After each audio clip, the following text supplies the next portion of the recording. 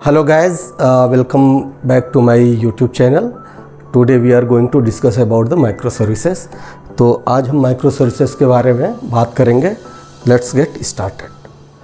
Microservices architecture pattern. इसके पहले हम लोग monolithic architecture pattern यूज़ करते थे, करेक्ट. और अब आजकल माइक्रोसर्विसेज आर्किटेक्चर पैटर्न काफ़ी पॉपुलर है. इसका ये मतलब नहीं कि मोनोलिथिक जो आर्किटेक्चर पैटर्न है वो बेकार है या वो यूज़लेस है या उसका कोई वैल्यू नहीं है. कोई भी आर्किटेक्चर पैटर्न, वो माइक्रोसर्विसेज पैटर्न हो या मोनोलिथिक पैटर्न हो, दोनों बढ़िया है और दोनों का अपना अलग अलग इम्पॉर्टेंस है.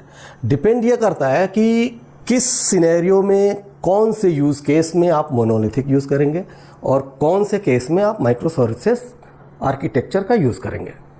बेनिफिट माइक्रोसर्विसेज का ये है कि आप मल्टीपल लैंग्वेज यूज़ कर सकते हैं माइक्रोसर्विस को डेवलप करने के लिए.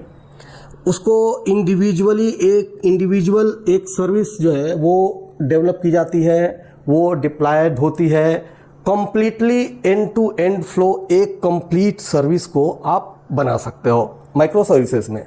तो पैरेलली आप क्या काम कर सकते हो कि कई माइक्रोसर्विसेज आप एक साथ डेवलप कर सकते हो और उनको डिप्लॉय कर सकते हो यूजिंग डॉकर एंड कुबरनेटी. वो पाइपलाइन के थ्रू आप एक बार ऑटोमेट कर दोगे तो सारा काम हो जाएगा. तो ये बहुत हाई लेवल पे हुआ, मैंने अभी जो बताया है.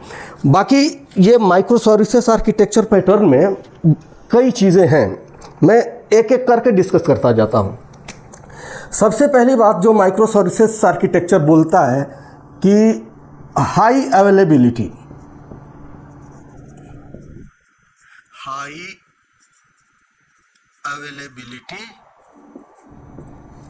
तो हाई अवेलेबिलिटी का मतलब ये हुआ कि किसी भी सूरत में आपका एप्लीकेशन डाउन नहीं होना चाहिए.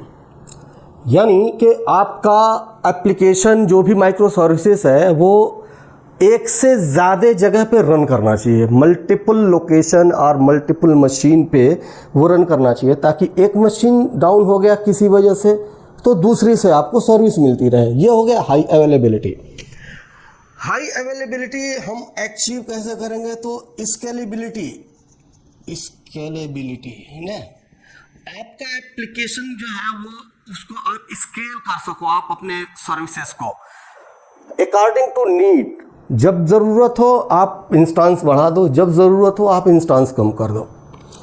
इसका बेनिफिट है कि जब आपका बहुत हाई लोड हो रहा है, आपको लगता है कि हाँ एक दिन में किसी एक पर्टिकुलर टाइम पे बहुत ज़्यादा लोड आपके एप्लीकेशन पे बढ़ रहा है, आप क्या काम करो कि उस वक्त नंबर ऑफ इंस्टांस बढ़ा दो, ताकि लोड जो है आपका डिस्ट्रीब्यूट हो जाए और आपके एप्लीकेशन के परफॉर्मेंस पे कोई प्रॉब्लम ना हो. राइट. अब जो स्केलेबिलिटी होती है तो वो दो तरीके की होती है, एक वर्टिकल और एक हॉरिजॉन्टल.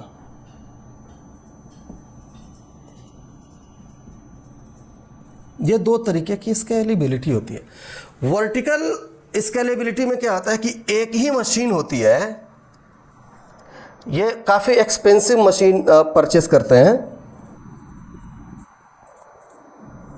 ठीक, और आपका सारा एप्लीकेशन जो है वो इसी मशीन पे डिप्लॉय है. S1, S2, S3 जो भी है, जितने भी सर्विसेज हैं ये इसी पे सारा कुछ. अब क्या है, अब रिक्वेस्ट आ रही है आपके पास किसी पर्टिकुलर सर्विस के लिए, किसी पर्टिकुलर टाइम पीरियड पे आपका रिक्वेस्ट बहुत ज़्यादा आ गया, एप्लीकेशन आपका हैंग करने लगा. आप क्या काम करोगे कि इसी मशीन में आपने मेमोरी बढ़ा दी, CPU बढ़ा दी, हार्ड डिस्क बढ़ा दिया, बट मशीन एक ही रही. अब इसके प्रॉब्लम क्या है? सबसे मेजर प्रॉब्लम यह है कि ये सिंगल पॉइंट ऑफ फेल्योर है. अगर आपका मशीन ब्रेक हो गया, किसी वजह से मशीन रिस्पॉन्स नहीं कर रहा है, तो आपका सारा का सारा एप्लीकेशन जो है वो एक्सेसिबल नहीं होगा. तो आप हाई अवेलेबिलिटी अचीव करना थोड़ा सा मुश्किल हो गया. अब क्या है, अब अगर आपको स्केल करना है ना, तो आपको एक एग्जैक्टली इसी के इक्विवेलेंट आपको एक मशीन और बनानी है. वो भी काफ़ी एक्सपेंसिव होगा. एक और मशीन आपने अगर आप करो तो एक मशीन बनाए और इसमें भी ये सारे आपके जो भी सारे माइक्रो सर्विसेज हैं, ठीक है, आप कर सकते हो, लेकिन ये कितना एक्सपेंसिव हुआ। ठीक, पहले रिक्वेस्ट आपकी इस मशीन पे आती थी, ये ब्रेक हो गई, अब इस पे आ रही है। बट अगेन अब मेरे को क्या हुआ कि जब लोड कम आने लगा, उसके बावजूद भी मेरा मशीन वही है। अगर मैंने इसमें 16 GB रैम डाल रखा है और बहुत बढ़िया CPU है और 2 TB 3 TB हार्ड डिस्क है, एवरीथिंग इज परफेक्टली फाइन और काफ़ी एक्सपेंसिव है, तो इसके 4 मशीन हमने अगर जो लगा दिया तो चारों का कॉस्ट बहुत ज़्यादा पड़ गया। दूसरा केस आता है हॉरिजॉन्टल। हॉरिजॉन्टल में क्या होता है कि हमारे पास एक मशीन को हम क्या काम, मेरा एक मशीन है, करेक्ट, इसमें मेरा एक इंस्टेंस S1 रन कर रहा है, ये लो कॉस्ट बजट का मशीन होता है। ठीक, अब दूसरे पे भी मैंने डाल दिया इसी S1 का एक दूसरा इंस्टेंस इस मशीन पे, S3 S1 का, यही करके मेरे पास मान लो कि 10 इंस्टेंस है, ये कर दिया मैंने। अब 10 पे तो मैंने अभी डाल रखा है। Currently my service S1 is running on 10 different machine, correct. अब क्या है, मेरे को लगा यार कि अभी तो रिक्वेस्ट कम आ रही है, मैं क्या काम करता हूं कि इसमें से ये 2 मशीन को मैं बंद कर देता हूं, करेक्ट। इजीली मैंने ये 2 मशीन बंद कर दिए, तो इन 2 मशीन का कॉस्ट मेरे को नहीं देना पड़ा। बट वर्टिकल में क्या, वर्टिकल में आप ऐसा नहीं कर सकते हो। तो ये 2 मशीन मैंने बंद कर दिया, ख़त्म कहानी। कल को अगेन मेरे को पता चला यार नहीं, ये कोई फेस्टिवल सीज़न आ रहा है, मेरे एप्लीकेशन पे जो है वो लोड बहुत ज़्यादा आने वाला है, करेक्ट। मेरे को पता है कि लोड आ रहा है बहुत ज़्यादा। 10 इंस्टेंस के बजाय मैंने इसके 100 इंस्टेंस क्रिएट कर दिए 2 डेज़ के लिए। फॉर 2 डेज मैंने इसके 100 इंस्टेंस कर दिए, ठीक है। जैसे ही 2 दिन के बाद हमारा फेस्टिव सीजन खत्म हुआ, मैंने फिर इसको रिड्यूस करके 4 इंस्टेंस कर दिए, फिर से इसको रिड्यूस करा और इसके 4 इंस्टेंस कर दिया। तो ये हो गया हॉरिजॉन्टल स्केलिंग, मतलब आप नई मशीन इंस्टॉल बढ़ा दे रहे हो, करेक्ट। ये फीचर क्लाउड पे बहुत आसानी से मिलता है। आप कॉन्फ़िगर कर दो क्लाउड पे, जैसे ही एक थ्रेशोल्ड के बाद आप थ्रेशोल्ड डिफाइन कर दो कि CPU यूटिलाइजेशन अगर जो 60% से ऊपर जाता है, या मेमोरी रैम का यूटिलाइजेशन अगर जो 60% से ज़्यादा आता है, या नंबर ऑफ रिक्वेस्ट पर सेकेंड अगर जो 10,000 से ज़्यादा आता है, तो एक और नया इंस्टेंस क्रिएट कर दो। ऑटोमेटिकली वो क्लाउड पे वो नया इंस्टेंस क्रिएट कर देगा। वो सारा कॉन्फ़िगरेशन हम जब कुबरनेटी और डॉकर वगैरह की बात जब करेंगे, डिप्लॉयमेंट की बात करेंगे, तो उस वक्त कवर करेंगे। बट मोटा मोटा हाई लेवल पे हॉरिजॉन्टल स्केलिंग और वर्टिकल स्केलिंग ये है। वर्टिकल स्केलिंग, एक बार आपने मशीन को बड़ा कर दिया ना, आप उसको छोटा नहीं कर सकते। लेकिन हॉरिजॉन्टल स्केलिंग में नंबर ऑफ इंस्टेंस आपने बना दिए हैं, 10 जगह कर दिए हैं, कल को ज़रूरत पड़ी आप उसको 100 कर दिए, फिर आपको ज़रूरत पड़ती है कि नहीं इसको कम करना है, तो आप उसको जो है 3 कर दिए, 2 कर दीजिए, as per your requirement. You can easily इसको स्केल इन स्केल आउट कर सकते हो, करेक्ट। तो ये बहुत इंपॉर्टेंट फीचर है कि स्केलेबिलिटी, हाई अवेलेबिलिटी कैसे अचीव करते हैं, करेक्ट। और उसमें एक और चीज़ आती है, फॉल्ट टॉलरेंस और रेजिलियंसी, करेक्ट। तो ये भी हम आगे डिस्कस करेंगे। अभी मैं कुछ पैटर्न है माइक्रो सर्विसेज आर्किटेक्चर पैटर्न, जो कि मैं एक बार यहाँ पे लिख देता हूँ। एक पैटर्न आपका आता है डीकम्पोजिशन पैटर्न, डीकम्पोजिशन पैटर्न। और आपका आता है सर्विस डिस्कवरी, सर्विस डिस्कवरी। और आपका आता है सर्किट ब्रेकर,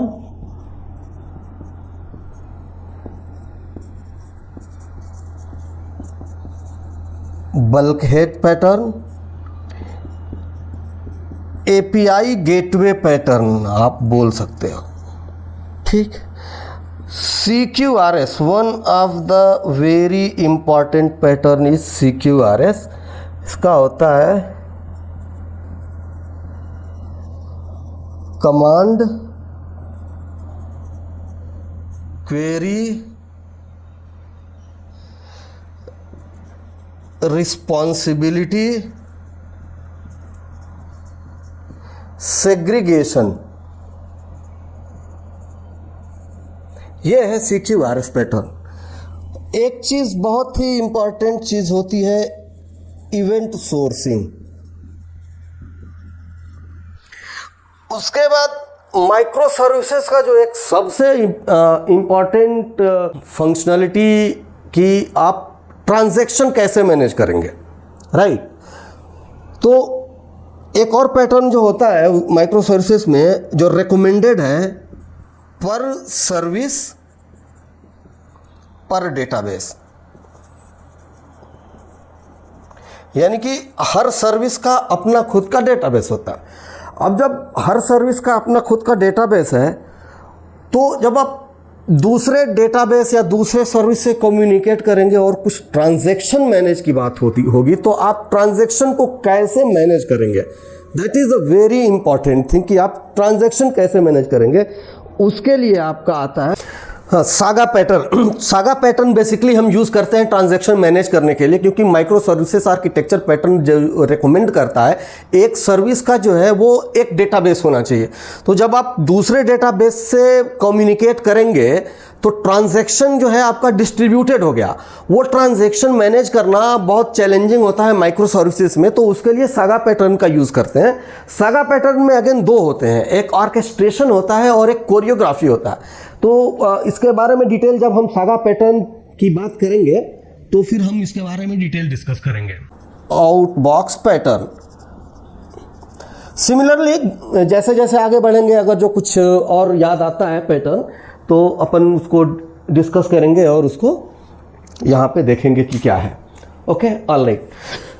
अब क्या है, मैं वन बाय वन इनको डिस्कस करता हूँ, बताता हूँ आपको। तो पहले मैं शुरू करता हूँ डिकम्पोजिशन से। ओके, तो मैं भी इसको रिमूव कर देता हूँ। तो बेसिकली डिकम्पोजिशन पैटर्न बोलता क्या, इसका क्या मतलब है? तो डिकम्पोजिशन पैटर्न ये का मतलब ये है कि आपको अगर कोई एक मोनोलिथिक एप्लीकेशन है, उसको आप किस तरीके से माइक्रो सर्विसेज में ब्रेक करोगे, वो चीज़ होती है डिकम्पोजिशन पैटर्न। ये बताता है कि आप अपनी एक रिक्वायरमेंट है, नई रिक्वायरमेंट हो कि आपको एक रिक्वायरमेंट दे दी गई है, आप उसको कैसे ब्रेक करोगे।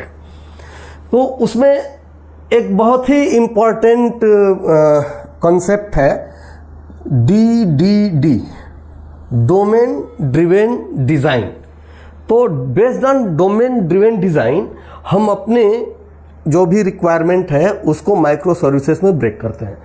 तो ये डोमेन ड्रिवेन डिज़ाइन बोलता क्या है कि बिजनेस कैपेबिलिटी या business functionality, right, domain driven design. जैसे आप ई कॉमर्स की बात करो, करेक्ट। ई कॉमर्स से बेहतर है मैं ई कॉमर्स का एग्जाम्पल लेके नहीं चलूँगा, क्योंकि ये ई कॉमर्स का एग्जाम्पल आपको हर जगह मिलेगा। मैं आपको HMS का एक एग्जाम्पल लेके चलूँगा, जिसको हम बोलते हैं हॉस्पिटल मैनेजमेंट सिस्टम। मेरा पूरा जो इसमें मैं एग्जाम्पल दूंगा जो भी, वो हॉस्पिटल मैनेजमेंट सिस्टम पे रिलेटेड होगा, क्योंकि बाकी तो आपको ई कॉमर्स में ऑर्डर है, कस्टमर है, कैटलॉग है, ये हर जगह आपको मिलेगा, काफ़ी जगह पे। तो मैं इसको लेके चलूँगा हॉस्पिटल मैनेजमेंट सिस्टम को। अब आप हॉस्पिटल मैनेजमेंट सिस्टम की बात करूँ मैं, तो HMS जो है अपने आप में एक बड़ा सा डोमेन हो गया HMS, हॉस्पिटल मैनेजमेंट सिस्टम। अब इसको क्या है ना, हम छोटे छोटे सब डोमेन में डिवाइड कर सकते हैं। जैसे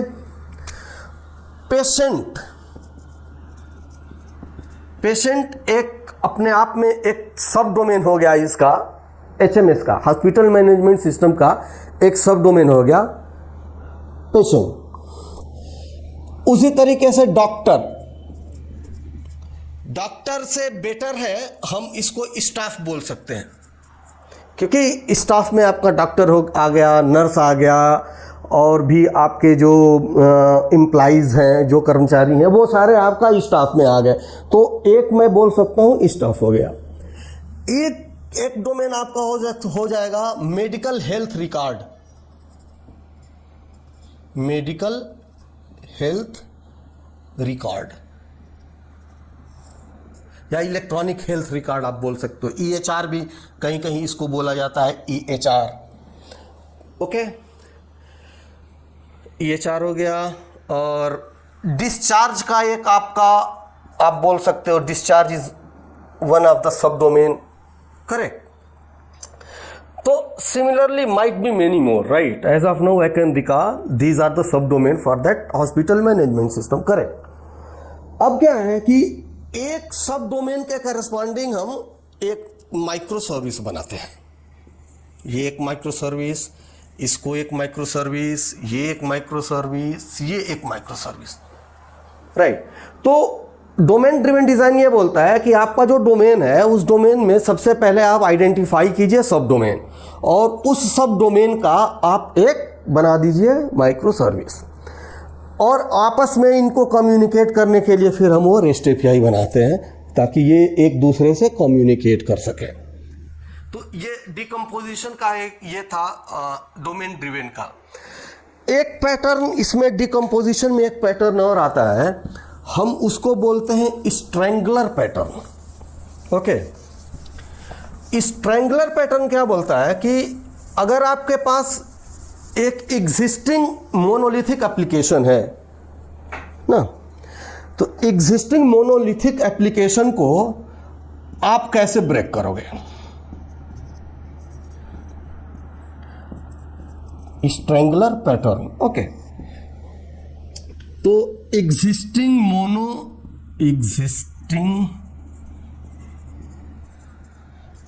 मोनोलिथिक एप्लीकेशन आपके पास है, इसको need to break into microservices. Break करना है मुझको माइक्रो सर्विसेज में, मुझको इसको ब्रेक करना है।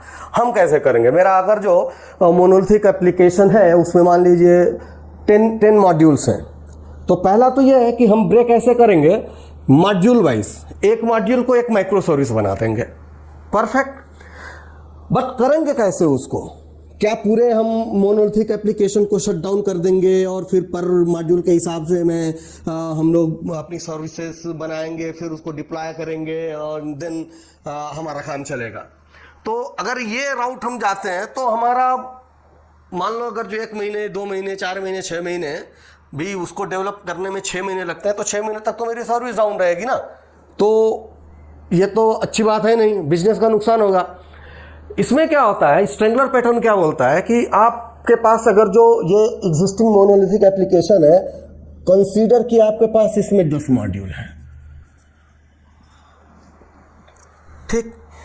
अब इस 10 मॉड्यूल में से आप काम कीजिए कि जो सबसे इजी वाला मॉड्यूल हो ना, सबसे इजी मॉड्यूल, उसको उसकी फंक्शनलिटी को समझिए और उसका एक माइक्रो सर्विस बनाइए। Micro service of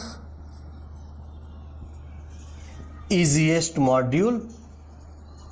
So first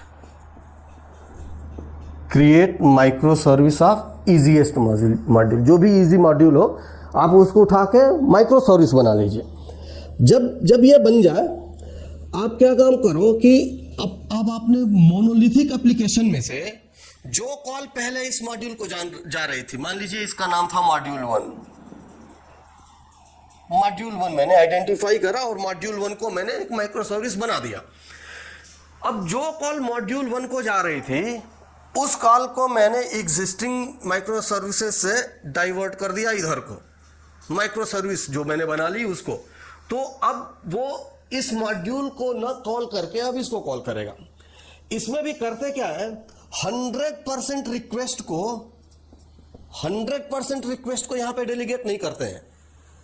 initially max to max 5 to 10% request ही इस माइक्रो सर्विस को हम डेलीगेट करते हैं, बाकी जो है वो एग्जिस्टिंग मॉड्यूल 1 को ही आता है। फिर टेस्टिंग चलती है कुछ दिन तक, लगता है कि हाँ एवरीथिंग रनिंग स्मूथली, तब अपन क्या काम करते हैं कि इसको 10% के बजाय 50% बढ़ा देते हैं। फिर थोड़े दिन टेस्टिंग करते हैं, परफेक्टली जब ये वर्क करने लगता है 100%, तब जाके 100% रिक्वेस्ट जो है इधर डेलीगेट कर देते हैं। अब आपने क्या काम करा, हमारे पास ये मोनोलिथिक एप्लीकेशन थी, इसमें मॉड्यूल M1 M2 करके ऐसे M10 थे। मैंने M1 को निकाला और एक माइक्रो सर्विस बना दिया, ख़त्म। अब जो भी रिक्वेस्ट आ रही है तो वो ये रिक्वेस्ट आई, ठीक। इसमें से एक रिक्वेस्ट, ये मान लीजिए ये रिक्वेस्ट R1, ये थी मॉड्यूल M1 के लिए।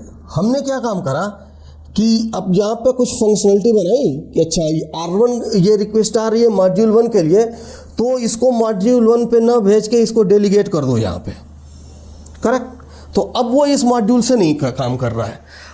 फाइनली जब ये डिप्लॉयमेंट हो गया, 100% रिक्वेस्ट वहाँ पे आने लगी, तो मैंने क्या काम करा कि इस M1 को हटा दिया। Now M1 is not the part of this monolithic application, ये खत्म। अब जो भी रिक्वेस्ट मॉड्यूल 1 के लिए आएगी वो सीधे का सीधा हमने उसको डाइवर्ट कर दिया यहाँ पे।